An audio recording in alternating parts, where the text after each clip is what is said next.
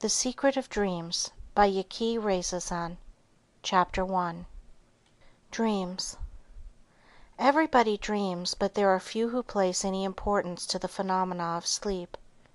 Before we can begin to comprehend or even analyze dreams, whether our dreams are symbolic or otherwise, we must first divert from our mind our materialistic conceptions of what the individual called man really is. The external or physical man is no more the man than the coat he wears. The physical man is only an instrument of which the real inner man or soul expresses itself in the physical universe. Various materialistic theories have been given in the past, trying to explain the mighty phenomena of dreams, but these theories have always been more or less unsatisfactory. Why? Because the materialist tries to explain the riddle of human existence. Without an individual human spirit, his explanation will always be unsatisfactory. Dreams afford a separation of soul and body. As soon as the senses become torpid, the inner man withdraws from the outer. There are three different ways which afford this separation. First, natural sleep. Second, induced sleep, such as hypnotism, mesmerism, or trance. Third, death. In the above two cases the man has only left his physical body temporarily, whereas in death he has left it forever. In the case of death, the link which unites soul and body, as seen by clairvoyant vision, is broken, but in trance or sleep it is released. The real man is then in the astral world. He now functions in his astral body, which becomes a vehicle for expressing consciousness, just as the physical body is an instrument for expressing consciousness in the waking state. Consciousness is not annihilated when the man is in the astral world. It is only temporarily suspended. Just the same as in the case of death. The man is fully conscious in the astral regions, clothed in the body of the astral matter. This astral body is in the physical and extends little beyond it. The astral world is here and now, interpenetrating the physical, and not in some remote region above the clouds, as so many imagine. Man is a soul. He has a body. He expresses himself in three worlds. While he functions in the physical body, viz., physical, emotional, and mental worlds. Just as the astral interpenetrates the physical, the mental interpenetrates the astral. The astral body in which man functions during sleep is the body of emotions and desires, and he expresses these desires and emotions in the physical life. The astral body in which man functions during sleep is very subtle matter. It resembles the physical. In fact, it is an exact reproduction of it, but it can only be seen by clairvoyant vision. When a man leaves his body in sleep or death, the spirit must leave the physical body before it will be rested and recuperated to enable it to undergo the strenuous daily toil of physical life. Here is an example. Let a man go to bed, say 10 o'clock. Let him sleep until 6 next morning. The ordinary man will awaken feeling refreshed and ready for his daily toil. Let him go to bed at 10, lie awake all night.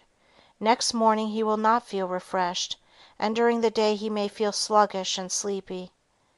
Let him go to bed and lie awake night after night for a few weeks. What will be the result? He will be a physical wreck.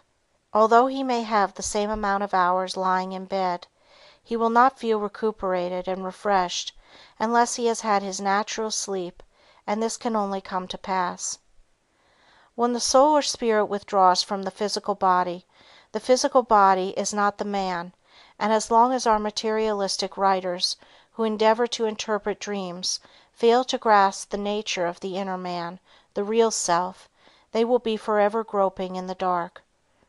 The first question that naturally arises in the mind of the layman is this: how can a man leave his body in sleep and continue its natural functions such as digestion, circulation of blood, etc.? We do not consciously direct the circulation of the blood or any of the natural bodily functions during our waking state. These things go on whether we will them or not.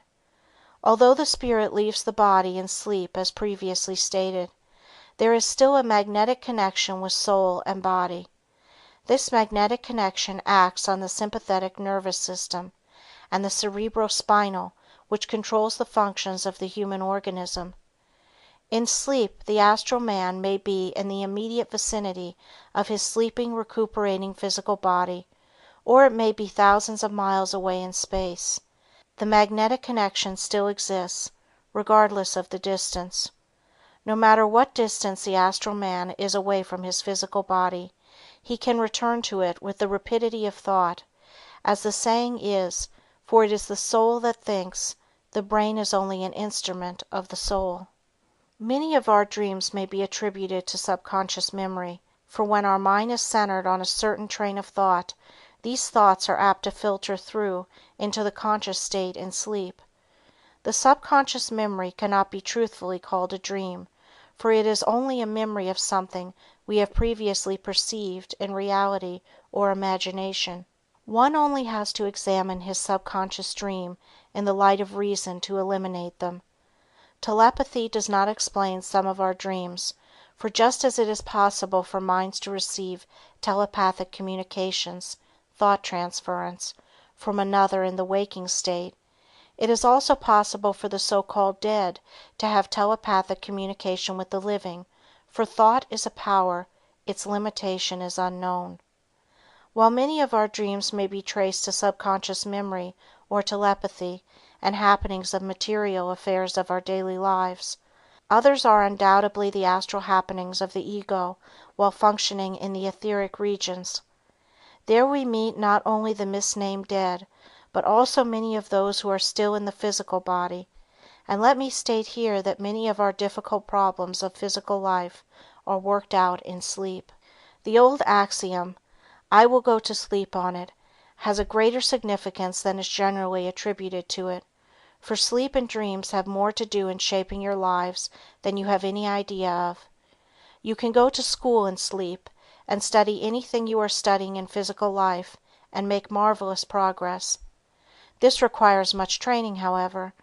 Keeping the mind free from evil thoughts is most essential to enable the sincere investigator to enter the larger state of consciousness, for the thoughts of our waking state have a more or less effect on the ego during sleep. Every individual harbors a certain train of thought. Whether it business or pleasure, this train of thought has a tremendous influence on the ego. In fact, it shapes one's destiny. Choose well your thoughts, for your choice is brief and yet endless. Anna Besant, in Thought Power. Man may be said to live two lives in one when he is fully awake, and the other when he is sound asleep. These two lives, of course, is the expression of his one existence. The highly developed, spiritual man, as he retires into the interior world during sleep, realizes a state of spiritual bliss that is far beyond the stage of ordinary mortals. Man has been in the habit of looking at himself as a mass of flesh and muscle, with a slight chance of realizing the divinity within him. As the earnest soul gradually arouses himself, he finds his proper place in the universe, for within him are all the attributes of deity, and when he reaches the end of the long evolutionary journey that is ahead of him, he will find himself and know what he is destined to be, a god. End of Chapter 1. The Secret of Dreams by Yacki Raizizun. Chapter 2. Varieties of Dreams. In order to distinguish and classify the different kinds of dreams in which everyone has an experience, they may be divided into 4 variations. Nearly all dreams may be classified under this heading. 1. Physical stimulus. 2. Subconscious memory. 3. Telepathy. 4. The actual astral experience of the ego or soul in the astral region. Physical stimulus may be the direct cause of impressing certain issues on the physical brain which may appear to be a reality. The falling of a book, picture, or any article in the room may cause the sleeper to dream of firearms. A soldier may dream of a battlefield. A sensitive female may dream it is a burglar. A person who throws the bedclothes off him on a cold night may dream of snow and ice. The continual dropping of water from a faucet in the room of the sleeper has been the direct cause of a friend of mine dreaming of a passenger train. The steady tramping of footsteps overhead may be the cause of dreaming of thunderstorms, etc. We must also take into consideration the physical and mental environments of the sleeper. The subconscious memory. The subconscious memory may be the direct cause of certain dreams. When the mind is centered on certain things, the sleeper goes over his life again and again in phantom fashion. He lives over the experiences of his daily life. Very often the ego enlightens the sleeper of some material thing for his own benefit, which he may use advantageously in his waking state, but as he generally looks at the phenomena of dreams as hallucination of the brain, he allows many a golden opportunity to slip through his fingers, because the materialist brain cannot grasp things of the spirit. All of the knowledge and rubbish of our past lives is stored up in the subconscious mind, where it remains in minute form. Memory is only the awakening of the subconscious mind. A long and forgotten incident that has made a deep impression on the mind is apt to filter through into the conscious state in dreams. In times of illness or when one's vitality is low, the dream picture of the past is apt to play a very prominent part in one's sleep. Childhood and long forgotten scenes come up frequently and appear as real and genuine as if they had only happened the previous day. They frequently give the dreamer joy or sorrow according to the stages he passed through. Even action of past lives may come up into the subconscious. Dreams of running around nude without any feeling of shame may be the memory of a previous existence.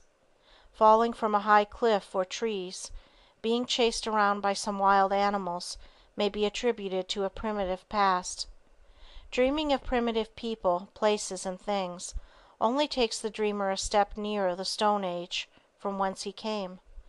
Instead of looking at these subconscious dreams with horror and dread, as some people do, they should study them and shape their lives accordingly. Telepathic dreams, or thought transference. Telepathy is a known and established fact. The connection between minds without material means of any kind has often been demonstrated by the very simple method of one person acting as a sender, while the other acts as a receiver. The sender thinks of a certain subject selected beforehand. He may write it down on slate or paper. This often helps him to keep his mind concentrated on the subject he wishes to send to the receiver. The receiver places himself in as receptive position as possible, and keeping his mind calm, the impression he receives he makes note of. After a few experiences he may find the message to be correct, word for word. This is telepathy. In sleep there is often telepathic conditions between minds who are in close sympathy with each other, such as a man and wife, mother and children, or people whose business brings them close together, may exchange thoughts during sleep. For instance, in one case a mother received the thought of her boy, who was away from home, telling of his sickness. A few days later she received a letter verifying her dream. A salesman dreams of a friend telling him of his company doing a big business in a neighboring town. Upon his friend's return, his dream was found to be correct. A lady in San Francisco, whose husband was in Australia, for 3 successive nights, dreamed of his returning to America. She did not expect him until early in the fall of the year. She was dreaming of him in the spring. On the 4th morning after her dream, she received a letter telling her about his unexpected return. These are so-called telepathic dreams, usually from minds of living people, although telepathic connection from minds of discarnate beings is possible. The actual astral experience of the ego during sleep in the astral world.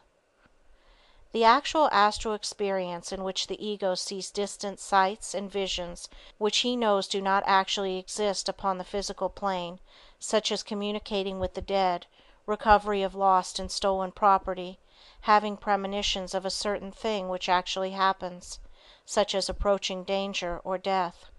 Above are but a few of the actual astral experiences of the ego which it endeavors to impress on the physical brain.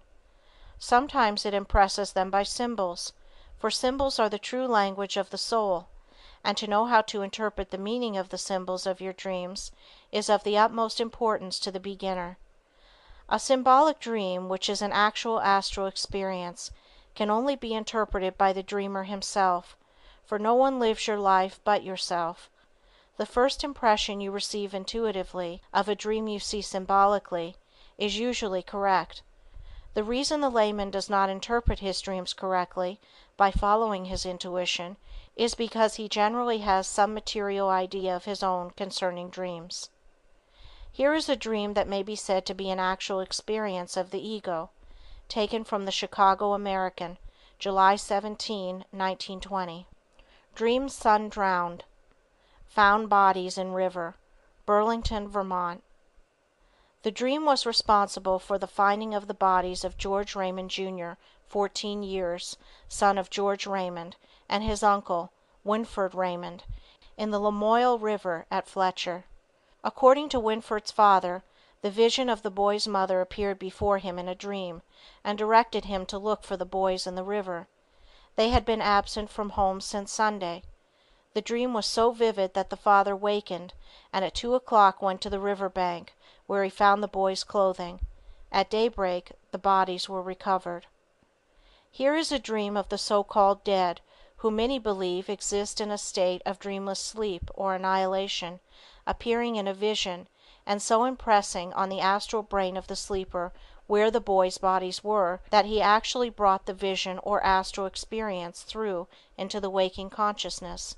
Here is proof of a mother looking over her children, even if she is separated from them through the doorway of the tomb. No sane person today can actually believe the tomb to be the doorway to the night of oblivion. Many of the misnamed dead are present, and when we go to sleep at night we meet them and converse with them, just the same as if they were inhabiting their mortal bodies. We do not claim, however, that the dead are all-knowing, but free from the physical bodies, the spiritually enlightened ones have a broader vision of things, especially if there is a close sympathetic feeling between the dead and the living, as there appeared to have been in this case, for the conditions must be absolutely harmonious before one may bring his actual astral experience into the waking consciousness. An interesting case of the dead appearing in a dream was that of Mrs. Marie Meng, 15 West Schiller Street, Chicago. Mr. Charles Peterson, former lieutenant of the Danish Army, was a roomer with Mrs. Meng for a number of years. He had no relatives or near friends in America. Mr. Peterson had been ill for some time with asthma, and finally was taken to Hahnemann Hospital, 2814 Ellis Avenue, Chicago. In less than a half hour before she received the telephone call telling of his death, she suddenly awakened and told her husband Mr. Peterson had appeared to her in a dream. She states, "He appeared in a white cloud and seemed well and happy. He died about 1:30 a.m. Saturday, March 18, 1921." It was an easy matter for C. Peterson to appear in a vision to the only one who had shown any sympathy and kindness toward him during his illness, and his landlady, being asleep, was functioning in her astral body, which becomes a vehicle of consciousness, and as there was sympathy between the two, it was possible for her to retain her astral vision in waking suddenly as she did. The dead are not dead at all, as many imagine. This man is only physically dead, because he has lost his physical body. He is not intellectually and emotionally dead, because he has not lost that part of his mechanism of consciousness, which is the seat of thought and emotion. The physical body only allows us to express ourselves in the physical world, but it is not the man any more than the clothes he wears. Extract from the Sunday Herald Examiner, May 8, 1921. New Ghosts Are Writing Poetry by Universal Service. Paris, May 7. Can a ghost write poetry? You betcha, says Baron Maurice de Waleffe, the French satirist, who tells of a remarkable book of spirits' poems just published in Paris under the title of The Glory of Illusion. 3 years ago died Judith Gautier, niece of Théophile Gautier, and left a collection of slightly passionate novels and collections of poems which were circulated among friends. One of these friends was a girl, Judith's most intimate companion. A year after Judith's death, this girl dreamed a dream. In the dream Judith appeared and commanded her to seize a pencil and write to dictation. The result was a series of poems of an erotic character which are triumphs of meter and scan perfectly. They are published in the name of the girl friend, Mlle S. Meyer Zundel, but Mlle Zundel says they're not really her works at all, but were directly dictated by her dead friend. Previous to Judith's death, Mlle Zundel says she never wrote a line of poetry. Here we have direct proof of an invisible intelligence directing this young lady to write poems which she admits she never wrote before her friend's death. The materialistic skeptic, who is always ready to interpret dreams as coincidences, cannot call this a coincidence before the testimony of such facts when they are brought to the eyes of an intelligent public. The would-be interpreter of human existence remains baffled and silent. They can neither deny these facts nor do they dare to explain them. Friday, May 6, 1921, Chicago Daily News. By Marion Holmes. Dear Marion Holmes, I should like, just out of curiosity, to get the opinion of some of your corner readers, as well as your own, on the enclosed sketch of a dream I had when working out West. About 26 years ago I was working in the West, near the mining country, and one night I dreamed I was in a mining town, the name of which I did not know in my dream, nor had I ever seen it in reality. I was crossing the street to a store building painted white, and in my hand I carried an envelope that I was to deliver to the boss of the store.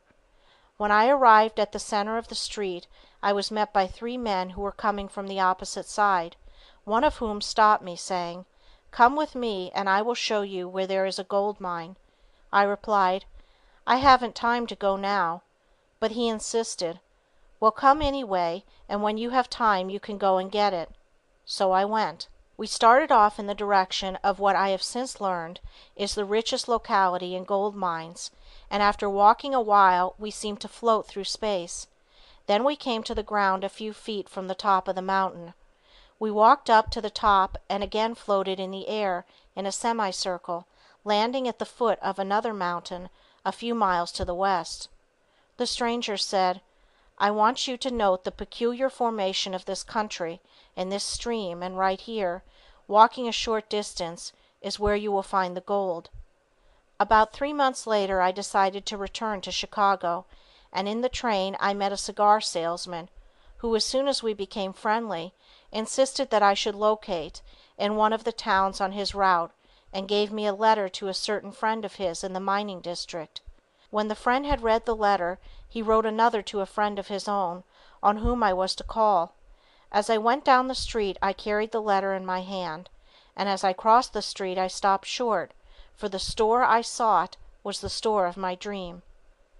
3 years ago, at a summer resort, where a company of us were telling strange dreams, I remarked that the weak part of my dream was that one of my guides was supposed to be a dead relative of my own, and my mother remarked at once, "I had an uncle, a prospector, who died out west in the mining country, but nobody ever knew just where."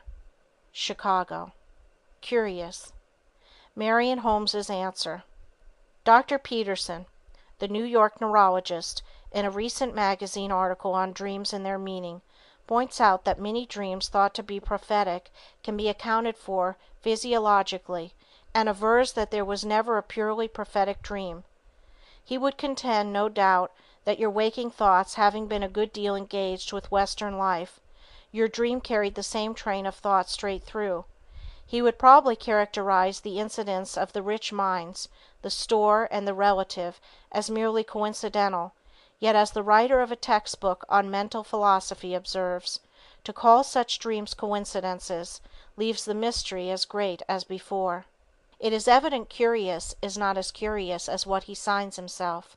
If he had investigated his dream, he may have found it to his advantage. Warden dreams of jail delivery, foils attempt. Chicago American, February 24, 1921. New Orleans, February 24. Because Captain H.J. Ruffier, warden of the House of Detention, deemed there was a jail delivery on, a general effort to escape from the prison was frustrated. 40 prisoners confined in one big room on the Tulane Avenue at the side of the building were detected working at the bars of a window and picking at the brickworks under another window when discovered. This dream may be attributed to mental telepathy. The prisoners evidently had been planning their escape for days. Creating thought forms. It was possible for the warden in sleep, out of body, to be mentally impressed of the delivery and bring it through into waking consciousness. Dreaming to some purpose. Chicago Daily News, February 24, 1921. Huntington, West Virginia. Mrs. Mattias Stepp was told in a dream to write songs. She did so, and 2 of them were accepted and published in New York. Paints picture in dream. Ghost guides her brush. Chicago Evening American, June 8, 1921. Peoria is all excited today over the announcement by Benjamin H. Serkowich of the Peoria Art League that a canvas painted by a woman in her dream with the hand of the immortal and long since departed Whistler guiding her brush is on display at a local theater mezzanine floor, which gave space to the annual exhibit of the league. Mrs. William Hawley Smith, wife of W. H. Smith of Peoria, is the woman. She and her husband are among the wealthiest and most socially prominent families in Peoria. Dr. William Hawley Smith is well known as a student and writer on sociological problems. Both he and Mrs. Smith claim to have frequently received spirit messages from the dead. Several weeks ago, Mrs. Smith said she was sleeping soundly when Whistler appeared in a dream. The famous artist commanded her to don her artist's smock and get her brushes, paints, and palette. Then she translated to canvas the instructions he imparted, and frequently his hand guided her brush. She worked feverishly all night, and in the morning awoke fatigued, but the picture was finished. Chicago Tribune, Saturday, March 12, 1921. Dreams being led to a hiding place of missing girls. Mother's vision of her daughter comes true. Girl of my dreams. Sounds like the title of a new song, doesn't it? The girl is Evelyn Niedziezko, 17 years old. She lives at 3939 South Campbell Avenue. Last Wednesday night she disappeared from home. That night and on Thursday night her mother dreamed of her. In both dreams she saw her daughter enter a flat building. It seems to her in her dreams it was on Cottage Grove Avenue, near 27th Street. Last night, Mrs. Niedziezko reported the girl's disappearance to the police. Lieutenant Ben Burns, to whom the mother talked, asked her if she had any idea as to where the girl might be staying. She told her dreams.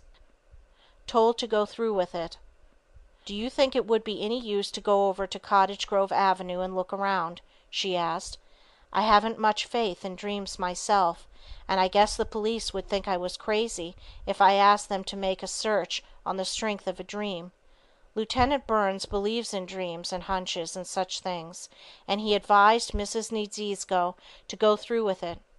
Mrs. Niedziezko went over to Cottage Grove Avenue and walked around until she saw a flat building that looked just like the picture that had come to her that night in her vision. She had seen her girl sitting in a dining room of such a flat. The house proved to be 2727, mystic numbers. The family of William Llewellyn lives there. Get police to help find girls.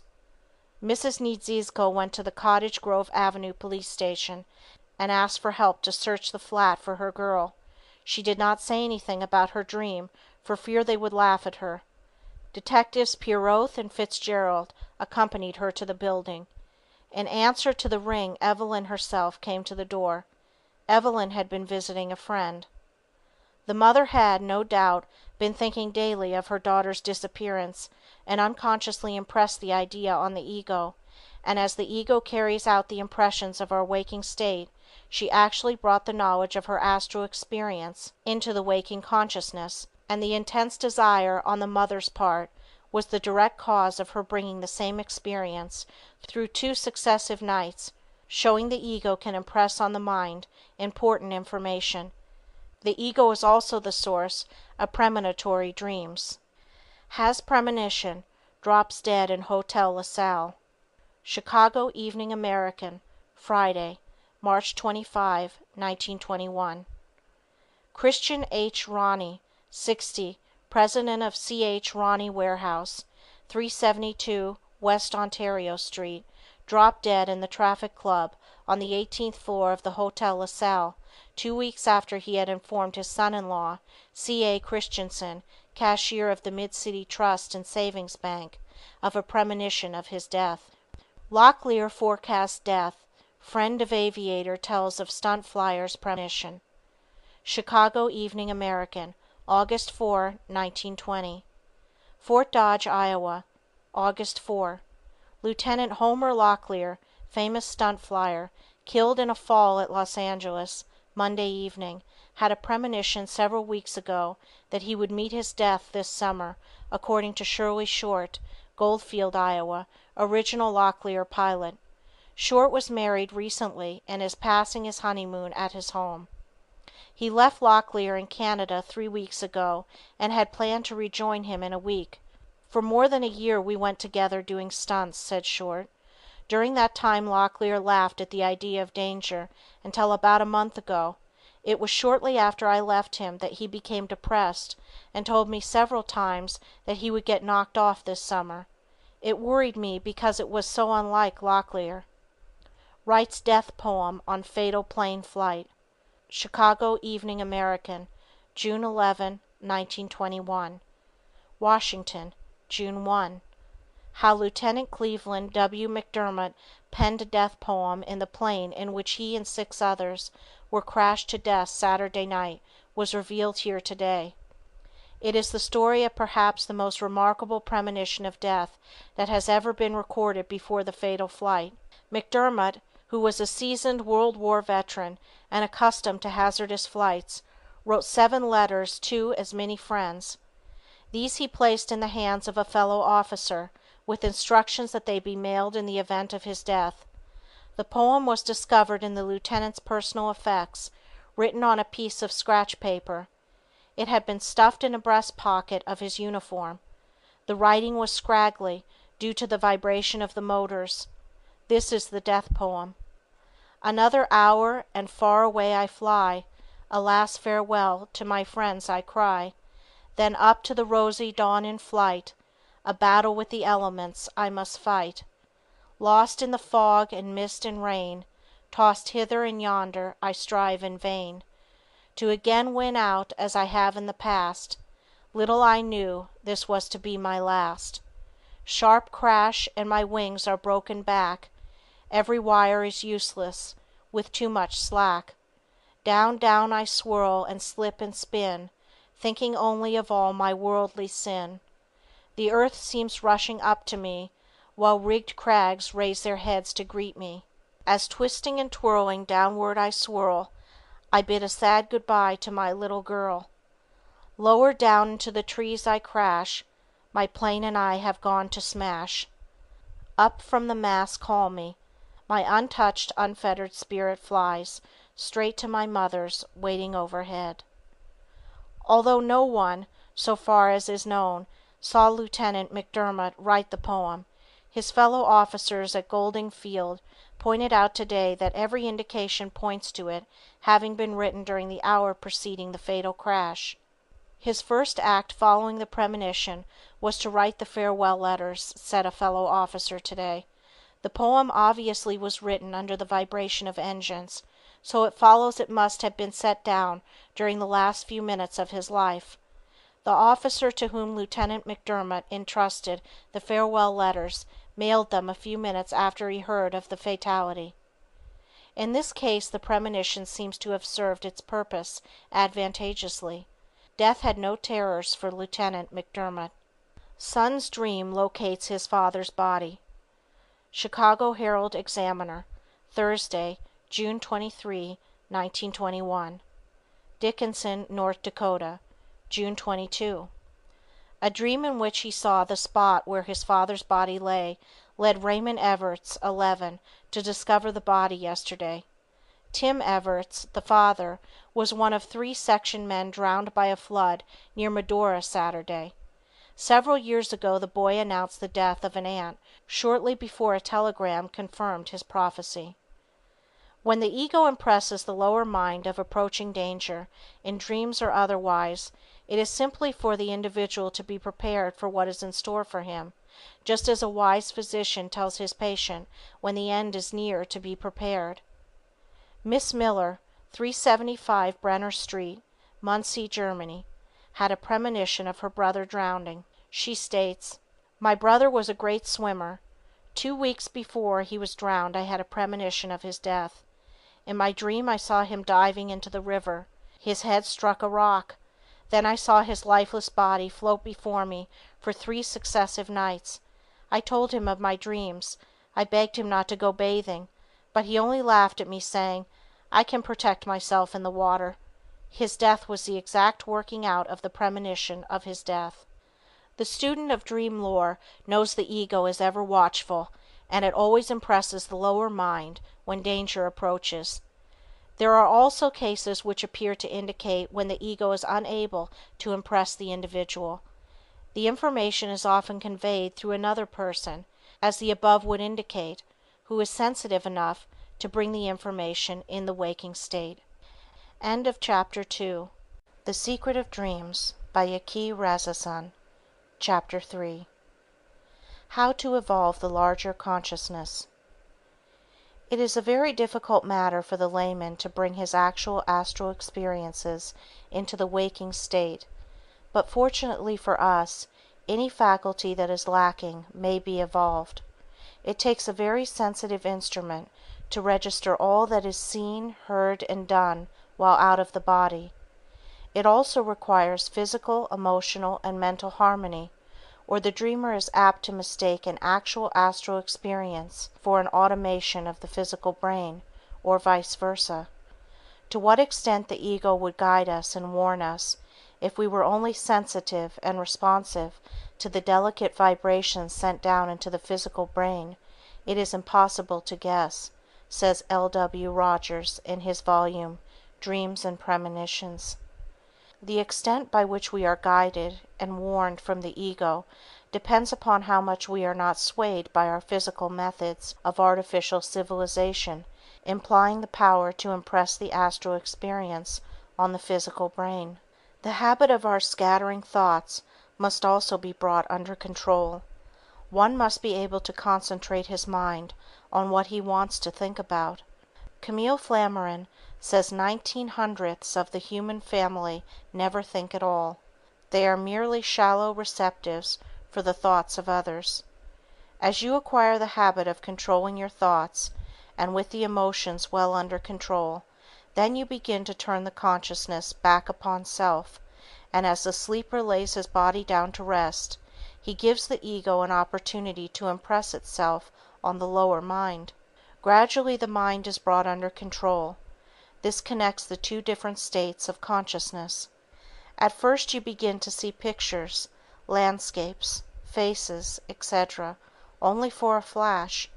Then you will fall into unconsciousness. Once this state is attained, if continued, the rest will not be so difficult. With practice you will be conscious of yourself leaving your body, conscious of yourself looking down on your body asleep, and seeing yourself going on a journey to inspire a friend or to acquire some knowledge of something you are studying in physical life. In this way you make your nights as well as your days to be of assistance to others. Your nights may be made useful even if you are not conscious of yourself out of the body, by suggesting to yourself upon retiring that you will go somewhere, and meet someone, and assist them in an unselfish act. If you persist in your suggestion on retiring, your spirit will go where you demand it to go, although you may not remember your experience in your waking state. Just as it is possible for you to render help to another in sleep, so you can influence them for a good purpose. It is also possible for you to influence another selfishly, and let me warn you here, if you do, you are practicing a black art, and as surely as night follows day, it will return and burn you as you justly deserve, so beware and think well before you act. He who dabbles in occult teachings for selfish ends treads upon dangerous ground, and he will not attain his desires, but rather the reverse. The unselfish soul who acts unselfishly can be of much service to his fellow man, not only the living, but also the misnamed dead, and they can often remember their astral happenings in waking consciousness to the minutest detail. This requires rigid training. The beginner will find it to his advantage to resolve before falling asleep that he will bring his astral experience through into his waking consciousness. It is also well to keep a notebook at hand and write down your dreams in the morning if you cannot remember your dreams. Speak to no one. Do not leave your sleeping chamber. Before the day is many hours old, your dream will come to you. In this way, if the student is patient and sincere, he will, in time, be able to find out many things of the invisible realm where his soul functions during the time his body sleeps. I do not claim that our physical plane affairs should be guided entirely by dreams, nor are dreams of the fortune-telling variety to be relied upon. You must use your reason and judgment in this the same as anything else, and only when the student has attained to that point in his development where there is no break in consciousness may he be guided by the astral life. The mystic and sages go beyond the astral life, they go into a state of dreamlessness. Listen to what a great mystic said: "In waking state we are conscious of the objective universe, in dreaming we are conscious of the inner world. Then we are of great help to the living and also the misnamed dead. The true seer turns the light of consciousness back upon itself and in its own light sees the gloom of nothingness. Imagine for a moment the absolute non-existence of the vast world devoid of sight and sound. What remains a vast space. Imagine the vast space to be a void of ether and the subtle seeds of creation. Perfect stillness reigns supreme over the ocean of universal space, beginningless and endless. What supports it? It is supportless, soundless, cloudless. He does not see, yet he is not blind; does not hear, yet he is not deaf. He goes beyond the feeling of time and space. Every time the true seer enters a state of dreamless sleep, he enjoys the span of ethereal glory. His consciousness is centered in the bosom of the Absolute." End of Chapter 3. Recording by Andrea Fiore. End of The Secret of Dreams by Yacki Raizizun.